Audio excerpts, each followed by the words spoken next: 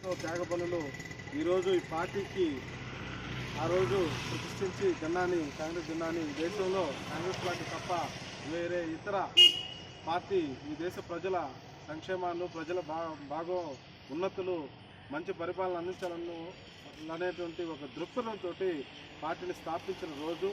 దీనికి గాంధీ కుటుంబం ఆనాటి నుండి ఈ రోజు వరకు నిబద్ధతతో పార్టీని అంటబెట్టుకొని ఎన్ని సమస్యలు వచ్చినా ముందుకు నడుపుతుంది. ఈరోజు మన మండలం తరఫున ఈరోజు కేక్ కట్ చేసి మనము ఈ వేడుకల్లో పాల్గొంటున్నాం.